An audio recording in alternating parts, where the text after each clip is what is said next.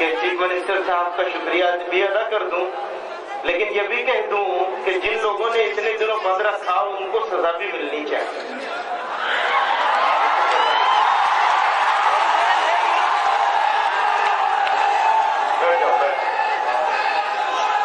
दूसरी बात, ये दिल के जज्बात हैं आजाद साहब, ये दिल के जज्बात हैं। चीफ मिनिस्टर साहब यहाँ आए, लोग खुश हैं। दोनों के बीच में, इस पब्लिक के बीच में और चीफ मिनिस्टर साहब के बीच में एक स्पेशल कनेक्शन है, रिश्ता है।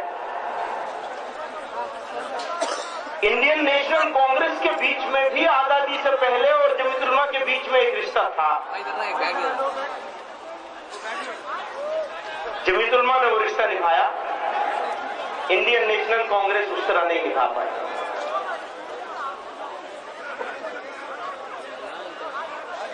आज आप यहां तशरीफ रखते हैं, हम लोग रिजर्वेशन की बात कर रहे हैं नेशनल लेवल पर। यकीनन आंध्र प्रदेश ने, और उसमें आपका हिस्सेदारी है, आजाद साहब की हिस्सेदारी है। उस जमाने में भी ये आंध्र प्रदेश के इंचार्ज होते थे और सोनिया जी से इन्होंने वादा करवाया था जमीयत के डेलीगेशन के सामने, और फिर उस वादे को पूरा करवाया राजशेखर रेड्डी साहब से। ये गुलाम नबी आजाद साहब का बड़ा हिस्सा है इसमें, इनके लिए सत्य जारी होगा ये इंशाअल्लाह, सिर्फ दुनिया की बात नहीं है ये। पर काम अभी अधूरा है आजाद साहब, अधूरा। आप जमीयत उलमा के कहने से नहीं, बल्कि आप खुद मुसलमानों को रिजर्वेशन दिया जाए इस बात के अलंबरदार हैं। मैं गवाह हूं इस बात का। बहुत पहले आपने इस मसले को उठाया था और अलग अलग फोरम में बार बार उठाते रहे, कैबिनेट में उठाया आपने, पर बड़े अफसोस के साथ कहना पड़ रहा है कि दिल्ली में इस मौके पर जिस तरह दिया गया है वो बड़ी जल्दबाजी, बड़ा नामुनासिब। और आंध्रा में आपने आज देख लिया कि कोर्ट ने उसके ऊपर इंटरिम वो दे दिया है, स्टे दे दिया आंध्रा कोर्ट ने, हाई कोर्ट ने, आपके दिल्ली के किए हुए काम को। आखिर इलेक्शन ही तो क्यों चुन लिया गया था? तो मैं फिर भी, क्योंकि मेहमान मुहतरम है और बहुत सारे इश्यूज ये बार बार उठाते रहे हैं, मैं गुलाम नबी आजाद साहब को तवज्जो दिलाने के लिए बीच में साथियों के इसरार पे खड़ा हो गया। मेरा तो बात हो चुकी है, मैं पुराना हो चुका हूं, अब आप नए नए हैं, आप तशरीफ लाए और अपनी जो सिर्फ जो कारगुजारियां हैं मरकजी हुकूमत की भी यकीनन आप बताएंगे, लेकिन मिनिस्ट्री ऑफ माइनॉरिटीज अफेयर्स ने जो कारगुजारियां बयान की है, खुदा के लिए वो कारगुजारियां मत बताइएगा। एक तो काम हुआ है बस कि स्कॉलरशिप दी गई है पूरे मुल्क में, इसके अलावा कोई काम नहीं हुआ है। इवन जो कांग्रेस रूल्ड स्टेट है, आंध्र की बात नहीं करता, कांग्रेस रूल्ड स्टेट जो है मुल्क भर की, उनमें कोई काम नहीं हुआ है जो मरकज से माइनॉरिटीज अफेयर्स मिनिस्ट्री से के थ्रू या जो माइनॉरिटीज के नाम पर जितनी भी स्कीम्स है, चाहे मल्टी सेक्टोरियल स्कीम हो, फलाओ फलाओ, वो सारे फंड या तो वापस जाते हैं या दूसरी जगह यूटिलाइज हुए, उनका ठीक से यूटिलाइजेशन नहीं हुआ है, चाहे वो महाराष्ट्र हो चाहे वो दूसरे स्टेट हो।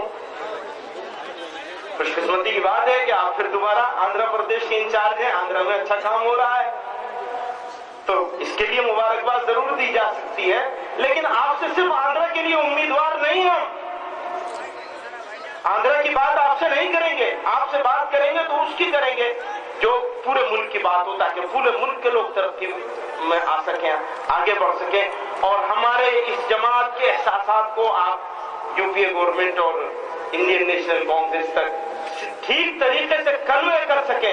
ऐसा ना हो कि सो कॉल्ड ऑर्गेनाइजेशंस के चक्कर में आकर और बात इधर से उधर और मुसलमानों को बैलेंस करने के चक्कर, खुदा के लिए इसे बंद कर दीजिए, वरना कांग्रेस का भी नुकसान होगा और जब कांग्रेस का होगा तो फिर मुल्क का भी नुकसान।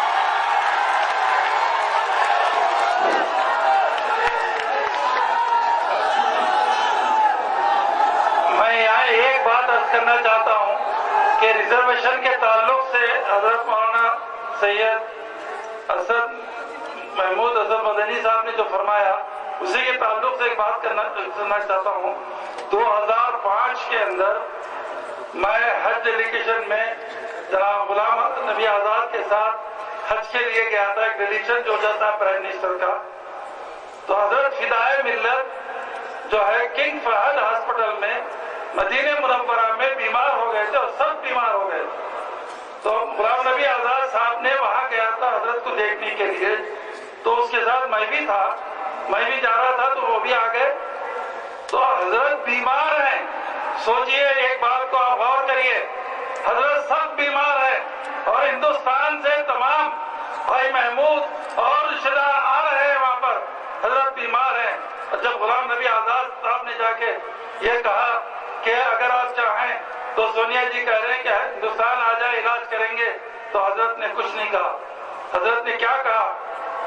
हजरत मोहतरम हजरत सुनिए, हजरत ने जो कहा क्या कहा।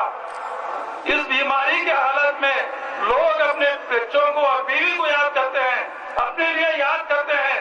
हजरत ने उस जमाने में गुलाम नबी आजाद साहब, मैं था उसके अंदर और भाई जो मौजूद थे, इन तीनों के सामने हजरत ने कहा, आजाद साहब मुसलमानों का रिजर्वेशन क्या हुआ? जब सोच सकते हैं आप किस हालत में फिदाए मिल्लत ने कहा था, इस हालत में से कहा था कि तो मुसलमानों का रिजर्वेशन क्या था। यह मैं इसलिए बताना चाहता हूँ रिजर्वेशन का जो मसला आया था। अब मैं गुलाम नबी आजाद साहब से गुजारिश करता हूँ कि स्टेज पर तशरीफ